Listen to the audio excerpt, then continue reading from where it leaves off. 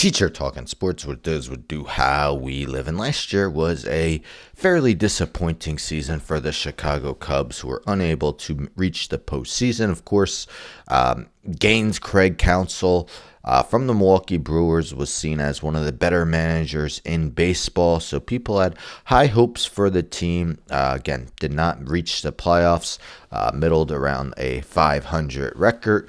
Well, this year has been different, and a lot of the start is due to their bats. They are 22-14, leading the NL Central, and again, just scoring a ton of runs. So last night they had 9 runs in their 9-2 victory over the San Francisco Giants. And the day before, they were actually shut out. That was the second time they've been shut out this season. But we see a couple huge games scoring. They scored 16 runs in that blowout, 16-0 win over the Dodgers on April 12th. On March 31st, they scored 18 runs in an 18-3 win over the not the Oakland Athletics, sorry, just the Athletics. But on the season, they are averaging slightly more than 6 runs per game. They have 217 runs in 36 games, and you take a look at their lineup. Of course, one of their big surprises is Carson Kelly, the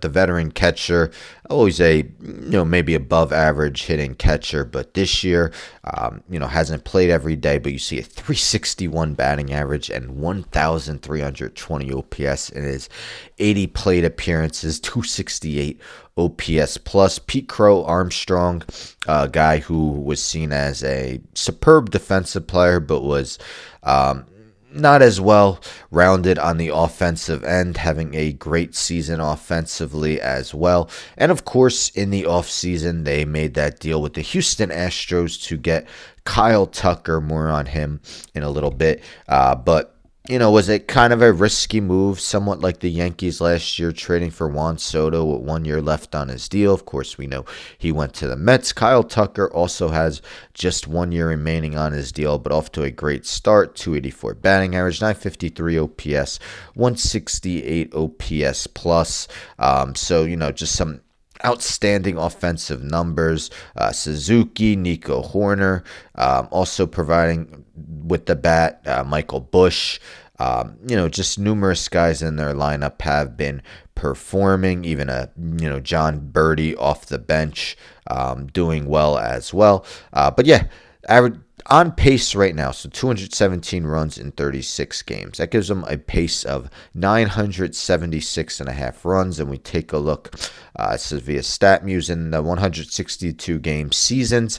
Only 3 teams have scored more than that, 976.5. Of course, you can't score half a run, but anyhow, so we'll round it up, 977 runs in a season. White Sox in 2000, Mariners in 1996, and the Cleveland, known as the Indians, in 1999. That team was probably led by Manny Ramirez on the offensive end. So those are the 3 teams that the Cubs aren't on pace to pass, although the Cubs are very close to that White Sox pace. So, just really doing well on the offensive end, and that wasn't the case as nowhere near as much last year. I mean, you figure 6 runs a game gives you 972 runs for the season. So only 3 teams have done it in the 162 game era. The Cubs are actually averaging about 6.03 runs per game. But yes, Kyle Tucker with his 1 year remaining on this deal. This is via Sporting News. So actually ESPN had an article today predicting the next 200 million, 300 million, 400 million, 500 million guy. And it mentions how Jeff Passan of ESPN saying he's a better player than Vlad Guerrero Jr., whom the Blue Jays gave $500 million. He predicted Tucker would earn a $500 million contract as well. He'll play all of next year at 29. He'll be one of baseball's best power speed combinations. Everything is there for Tucker to exceed $400 million.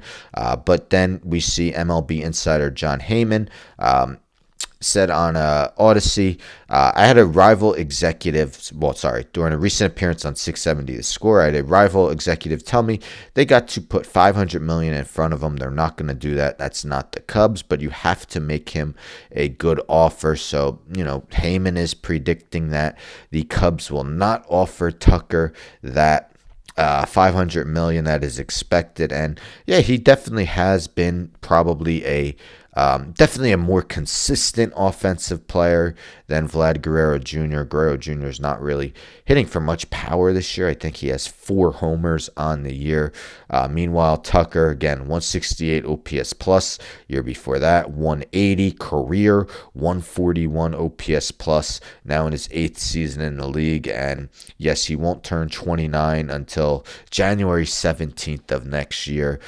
So yeah, we'll see what happens with Kyle Tucker, and we'll see if the Cubs can keep this up. Again, I'm saying what their pace is for a 162-game season when they've only played 36 games, so, a little more than 20% deep through the season. Still a long way to go. They actually have the biggest division lead in baseball right now, 4-game lead over the Brewers and Reds, who are both 500. But what are your thoughts? Can the Cubs keep this up? Is Kyle Tucker bound to join a new team next year? Anyhow, don't forget to subscribe. Tell a friend, tell a friend, tell a friend to subscribe. Like the video, share the video, hit the bell for notifications. I'm out.